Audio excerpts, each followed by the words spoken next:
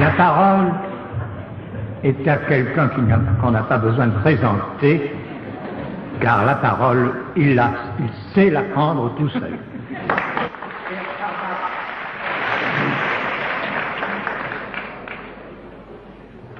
Mesdames, Messieurs, il est bien entendu, on l'a peut-être oublié de le dire en commençant, chacun de nous ce soir parle en son nom sans engager les autres.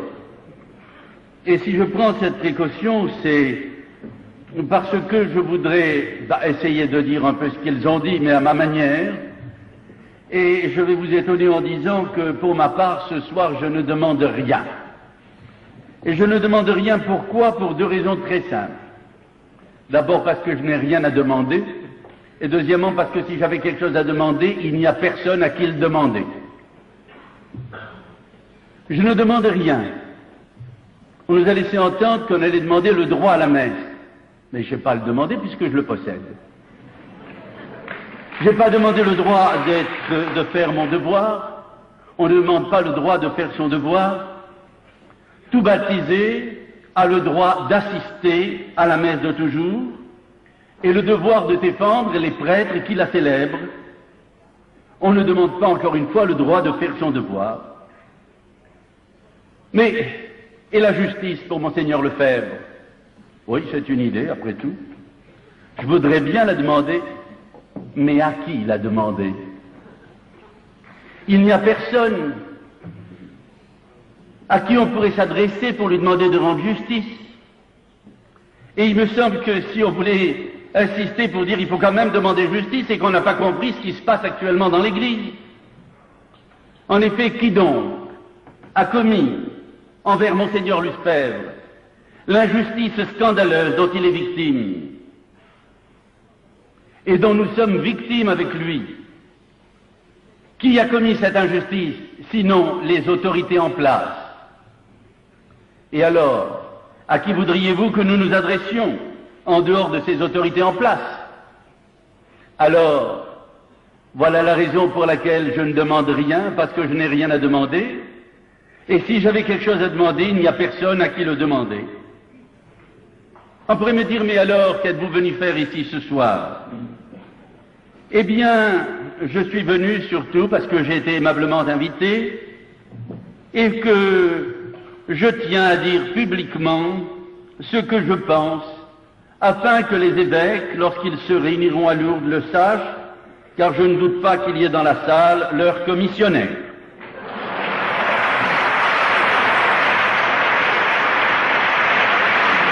Je voudrais, mesdames, messieurs,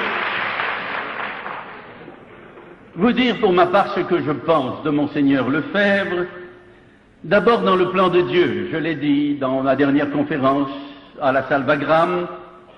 Je pense pour moi que Dieu, qui veille sur son Église, a suscité Monseigneur Lefebvre afin que la chrétienté fût avertie de ce qui se passait dans l'Église. J'avais donné comme comparaison, si vous vous souvenez, l'entrée triomphale de Jésus à Jérusalem le jour des rameaux. Après le jour des rameaux, plus personne dans le peuple de Dieu n'était en droit de dire « le Messie ne connaît pas ». Il l'avait vu. Il était entré en personne dans le temple de son Père. On l'avait acclamé. Le peuple était averti, et bien ce peuple maintenant pouvait le trahir. Et c'est le même qui a demandé sa mort 5 jours seulement après le dimanche des rameaux.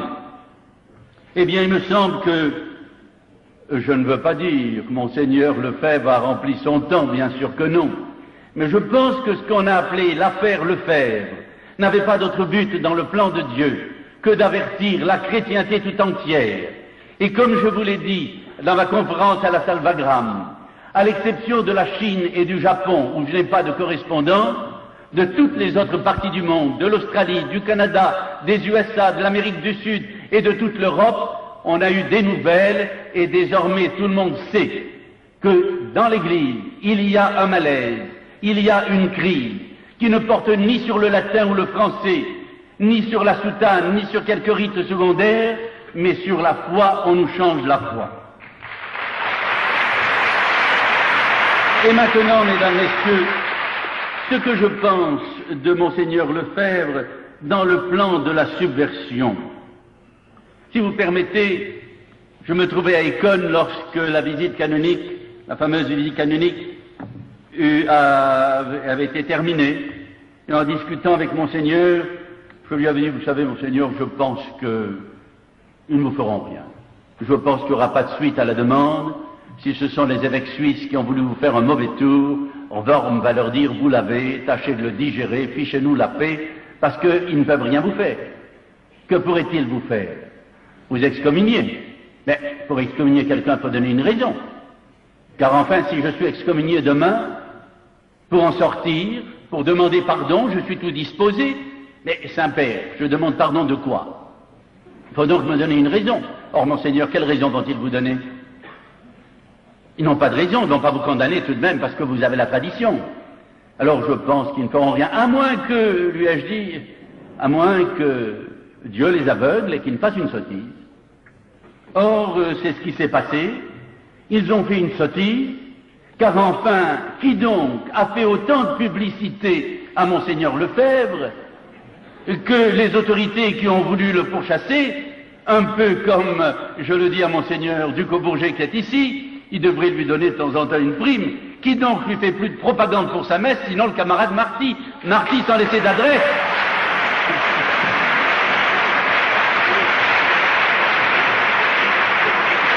Seulement, mesdames, messieurs, il y a tout de même ceci qu'il faut savoir, c'est que la subversion est loin d'être composée de quelques imbéciles. La subversion est parfaitement organisée. C'est un tort de mépriser nos ennemis. Or, que se passe-t-il à l'heure actuelle? Eh bien, la subversion est en train de faire l'impossible. Sinon pour détruire Monseigneur Lefebvre, encore que, vous savez, quand il est allé à Rome, s'il avait une crise cardiaque, ça m'aurait pas tellement étonné. Mais enfin, si on ne peut pas le détruire, il faut au moins le neutraliser. Et il suffit simplement d'être quelque peu attentif à ce qui se passe actuellement dans le monde, à ce que nous disent les radios, les télévisions, la presse, pour se rendre compte qu'il y a toute une machination qui est en train de se développer dans les milieux traditionnalistes et qui, si par malheur elle finissait par s'imposer, réduirait à néant le succès que Dieu a permis pour la défense de la foi grâce à Monseigneur Lefebvre. En quoi consiste cette machination? Elle consiste dans le développement de cette peste du catholicisme libéral qui voudrait nous faire croire, attention, n'indisposez pas la hiérarchie. Je suis particulièrement reconnaissant aux organisateurs de cette soirée. Je voudrais dire des compliments à tous les conférenciers qui m'ont précédé. Je leur demande de ne pas m'en vouloir si ma préférence va à M. Arnaud. Non pas que les autres ne m'aient pas intéressé, vous avez vu, je suis tout de même méridional et demi, et je n'ai pas caché mes réactions favorables à tous ceux qui ont parlé avant moi. Mais ce que j'ai admiré chez M. Arnaud, c'est qu'il a mis le doigt sur la plaie véritable en démolissant le libéralisme qui est la plaie de notre époque. Et ce libéralisme se développe particulièrement parmi les catholiques. Et on essaye de le développer, de l'imposer, de le répandre surtout parmi les traditionalistes. Et vous entendrez dire autour de vous, non, faites bien attention, n'indisposez pas l'autorité. Depuis l'affaire Lefebvre, l'autorité est bien disposée. C'est pas moi qui parle, ce sont eux qui le disent. Alors on nous dit, ne demandez pas l'impossible. Cessons d'attaquer le concile. Ce n'est pas le concile qui est mauvais. Ce sont les applications abusives qu'on en fait qui sont mauvaises. N'attaquons pas le concile. De même, n'attaquons pas la messe. Et surtout, et ne dites pas qu'elle est invalide, ou qu'encore moins qu'elle est hérétique. Ce sont les multiples innovations fantaisistes de célébrants de pointe, genre ceux de la chapelle Saint-Bernard dans les sous-sols de Montparnasse. Ce sont ceux-là qui sont à condamner, mais pas la nouvelle messe. En soi, on ne doit pas l'attaquer, puisque bien célébrée, elle pourrait être valide. Mesdames, Messieurs, je ne parlerai pas de la messe ce soir, soyez sans inquiétude. Je me permettrai simplement de vous lire ce que le père Guérard Deslauriers me permet de publier dans le prochain numéro qui est sous presse. Le révérend père Guérard Deslauriers a désormais acquis la certitude que la messe, célébrée dans le nouvel ordo, n'est pas valide. Elle ne l'a jamais été et elle ne peut pas l'être. Et j'ajoute qu'il me permettra de publier à partir du numéro 48, une série d'études sur la non-conformité du nouvel ordo avec les notes de l'Église. Alors, si on en croit ceux qui voudraient essayer, acquis qui le sont, plutôt que corrompus qui le sont par le libéralisme, il nous faudrait demander à l'autorité de nous tolérer, de nous reconnaître ou de permettre, par exemple, une messe de Saint-Pie V dans chaque paroisse. À cela, je dis non. Et non seulement je dis non, mais je pense que si je disais oui, je trahirais la résistance entreprise pour la défense de la foi. Je m'explique. Rappelons-nous, mesdames, messieurs, le plan de la subversion pour la destruction de l'Église. Vous le lirez dans le numéro 45 de Fort dans la foi, vous pouvez vous procurer à la sortie, et je le dis pour vous éviter de m'écrire, le numéro 46 n'est pas encore paru, il sera posté au début de la semaine qui vient. Quant au numéro 47, il ne sera expédié qu'après le 15 novembre, après que je l'aurai rendu public à Rome, dans une conférence de presse que je donnerai au cœur de la chrétienté. Depuis l'affaire Lefebvre, je le disais tout à l'heure, toute la chrétienté est avertie. Il s'agit bel et bien de la destruction de notre Sainte Église par la perversion de la Sainte Foi. Oui, mesdames, messieurs, il ne s'agit pas d'autre chose. Il s'agit de la perversion de la foi. On nous change la foi. Il y a une nouvelle religion qui s'installe pour éliminer notre sainte religion. Et le travail entrepris par la subversion pour nous changer la foi est déjà très avancé.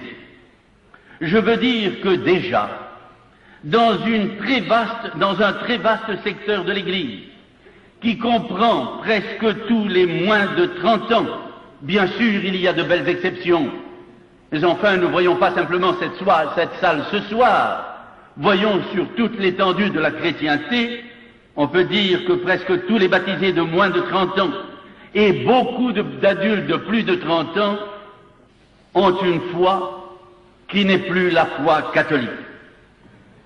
Rappelez-vous par exemple les fameux dossiers de l'écran au cours desquels M. l'abbé Coache a été confronté à 6 requins. André Frossard a nié la transsubstantiation. Il nous a dit, je crois que c'est peut-être hérétique. Mais non, monsieur Frossard, c'est pas peut-être hérétique, c'est certainement hérétique. Et Dieu existe, je l'ai rencontré, je lui aurais dit pardon. Pas le Dieu catholique, celui de Luther, peut-être, et même vraisemblablement, à moins que ce soit Allah. Sur quoi porte le travail de la subversion? Le travail sur la subversion pour nous changer la foi se développe sur 2 terrains, et sur 2 terrains qui sont éminemment pratiques.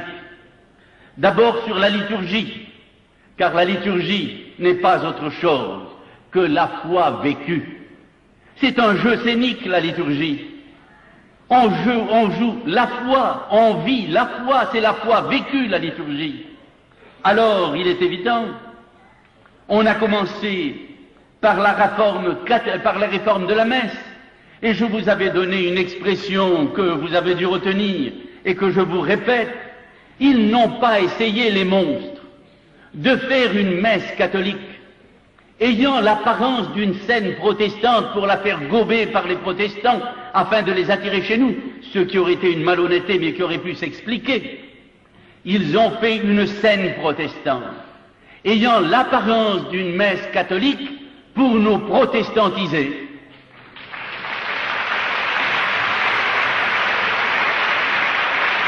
Et puis, il y a un autre plan pratique sur lequel la décomposition est déjà très avancée, c'est celui de la catéchèse. Il y a Un petit livre qui vient de sortir et je n'ai pas de pourcentage. C'est même une maison où je me sers plus habituellement. C'est ce petit livre que vient de publier le père Auvray, Face à la subversion dans l'Église. Je vous engage fort, mesdames, messieurs, à vous le procurer. Il coûte, je crois, une douzaine de francs.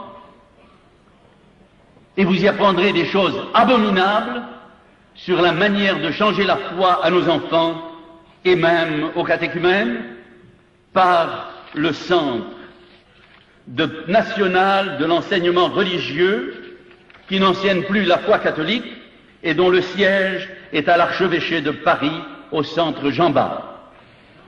Si le temps n'était pas limité, je vous lirai quelques passages de ce qui se dit, de ce qui s'enseigne. Et il y a quelques jours, j'ai été invité à une émission de radio destinée à l'Espagne. C'était en espagnol, et si vous ne m'avez pas écouté, vous avez gagné beaucoup, car vous auriez bien ri de mon espagnol. Mais enfin, j'avais en face de moi un prêtre qui est professeur à la faculté catholique de Paris et qui enseigne l'exégèse. J'ai été obligé à plusieurs reprises de lui dire, monsieur l'abbé, vous n'êtes pas catholique, vous êtes protestant. Il en a convenu. Et à la fin, il m'a dit, nous n'avons pas la même religion. Mesdames, messieurs, tout cela se fait, tout cela est en place, tout cela se fait, et dans presque toutes les paroisses, c'est le même empoisonnement quotidien par une liturgie qui n'est plus catholique et par un catéchisme qui n'est plus catholique. Or, ceux qui font tout cela jouissent de la bienveillance des autorités en place. L'erreur, notre erreur, est de croire que tout cela est le fait seulement de désobéissants. Non, mesdames, messieurs, il faut avoir le courage de le dire. Pour les autorités en place, les désobéissants, c'est nous. Ceux qu'on appelle les désobéissants sont au contraire en parfaite communion d'idées avec les autorités en place, à quelque degré qu'elles soient placées.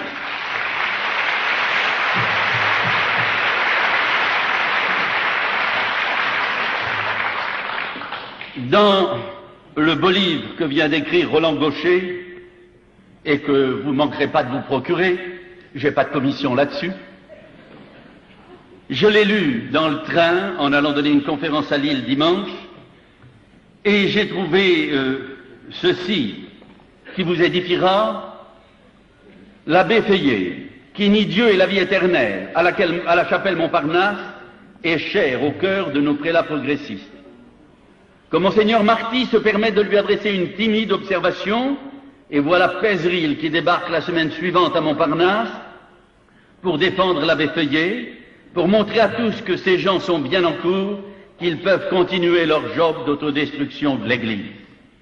Et mesdames, messieurs, si vous vous souvenez, il y a un an ou un peu plus, le cardinal Sepper de la Congrégation pour la doctrine de la foi s'était permis de faire une remontrance au cardinal Tarancón de Madrid à propos d'une fameuse réunion d'évêques-prêtres. Et vous le savez, la presse nous l'a annoncé. Immédiatement, c'est Paul VI lui-même qui lui a écrit une lettre de consolation et Villot a pris l'avion pour aller consoler son compère. Les autorités en place sont donc responsables de tout cela. Et tout cela, ne l'oubliez pas, ça veut dire changer la foi catholique. Vous comprenez alors pourquoi je me refuse de demander à quelque autorité que ce soit actuellement en place, autorités qui sont en fait les véritables assassins de la foi, je me refuse de leur demander quoi que ce soit.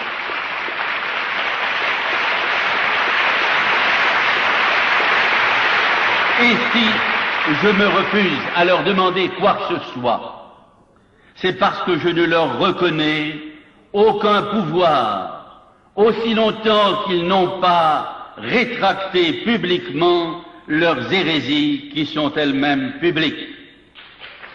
Vous lirez dans le numéro 45 de Fort de la foi, la doctrine qui nous est enseignée, les saints-pères enseignent unanimement, non seulement que les hérétiques sont hors de l'Église, mais aussi qu'ils sont ipso facto privés de toute juridiction et de toute dignité ecclésiastique. Écoutons saint Cyprien.